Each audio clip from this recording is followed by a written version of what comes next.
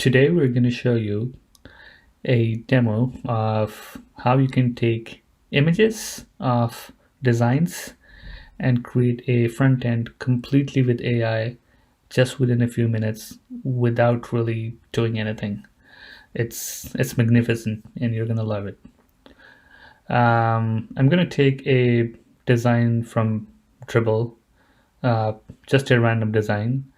And again, this is just for the demo purposes. We're not actually going to launch anything using this. If you end up using designs from Dribble, please make sure that you give due credits to the designers. All right, so the first one which we looked at was essentially a chat AI type interface, something like a chat GPT. And then I saved that as an image on my desktop.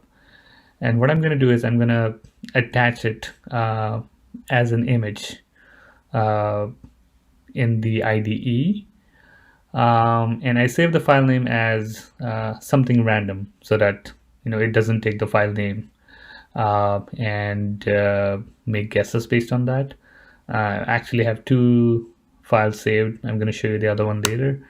But this one, SAS app 2, we're just going to upload it and we're going to ask it to create a front end which looks similar to the image which is attached, and we're not going to give any other instructions whatsoever.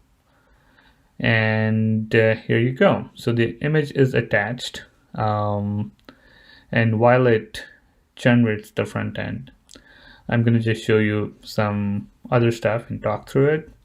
So if you notice, the image is a PNG image. It's a very low resolution file, and you don't necessarily need a super high res file for this. I think whatever is a good enough size for you to see a design, I think that's good enough for the AI as well. And it's creating a front end in HTML, CSS, and JavaScript. You could also ask it to create that in React. There's benefits of doing it as just HTML and JS. You could take it and you could easily put it into maybe something like a Webflow or deploy yourself. Oh, look, there you have. So we have a UI which is created completely by AI just based on the image attached. And it looks fairly close. I would say it is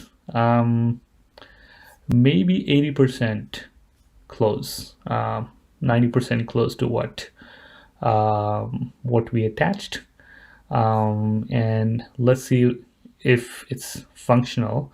I mean, obviously, like, you're not going to get a response when you ask a question, but if you click on this recommended tiles, those work, which is great. We didn't even specify this, so it did all of it by itself. Okay, refresh prompts, that doesn't work because we didn't specify any instructions, but you could start with this and then you could give further instructions to either make it better, change the design styles, or maybe just add new features, such as an actual login, or you could connect it to a backend or an API. So you could do lots of different things, or you could just take this front end and maybe use it somewhere else where you want to use it, or you could ask it to create a React version of this. So that's pretty cool. And in terms of code, like, it did a lot of things. Now let's take a different example. So this is just another random image of a SaaS product which I took, and it looks a little bit like an Airtable.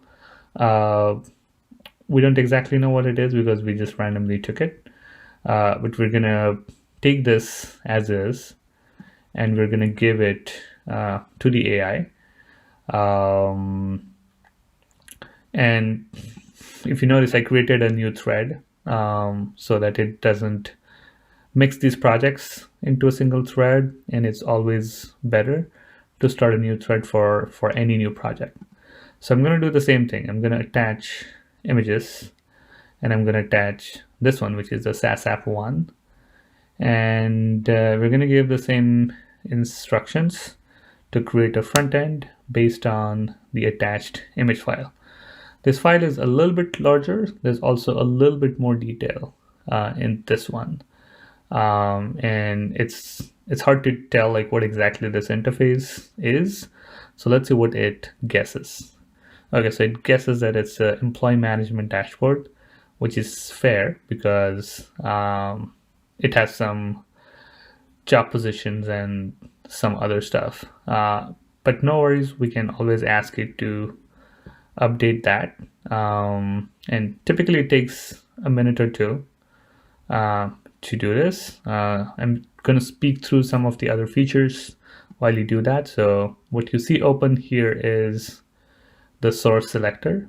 So the way the source selector works is if you have connected your GitHub or if you have uploaded code files or document files such as PDF, you could select it as a source, and whenever it's providing a response, it's going to use that as context.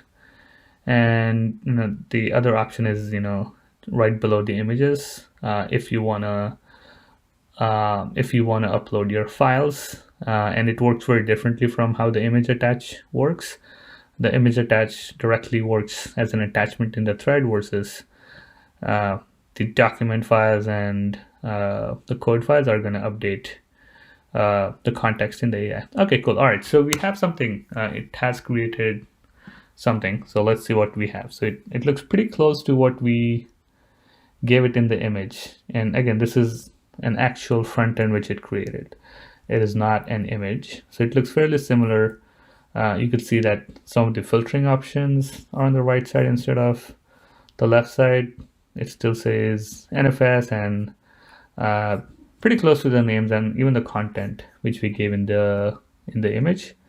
But it's not really an employee management dashboard. It's more like supposed to be more like an Airtable. So let's ask it to essentially add some more features, and I'm going to ask it to add some templates and instruct it like it's something like an Airtable. So I'm going to ask it to create templates so that once you select a template, it will just show you a view or a layout for that use case. As an example, roadmap, or it could be project management or a CRM. And hopefully it will just add these options or features to the existing UI, which has been already created. But yeah, let's see what it does. All right, make them visually appealing. All right, and let's also instruct what the interaction looks like. I'm pretty sure it will do it automatically, but wherever possible, it's ideal to specify the interactions of what should happen when a specific component is clicked. Okay, so we're going to specify roadmap, project management, CRM, and marketing lead gen use cases. Let's hit enter. I would expect it to take a couple of minutes. So the expected outcome is that, again, as we specified, and it should update all the files so that it reflects in the CSS, it reflects in the JavaScript, it reflects in the HTML file. And yeah, again, you could ask it to convert it to a React code if you'd like to, or a Next.js code. I find it useful to just create HTML first. And then you'll see some stuff in the terminal, just some cool stuff, like you can move around the terminal if you're using it. You can actually run JavaScript commands directly in it, and some basic Python, not very advanced Python supported right now. But you could start a server, kill server, install stuff. Okay, cool. So what do we have so far? Nothing yet. I think it's still working on it.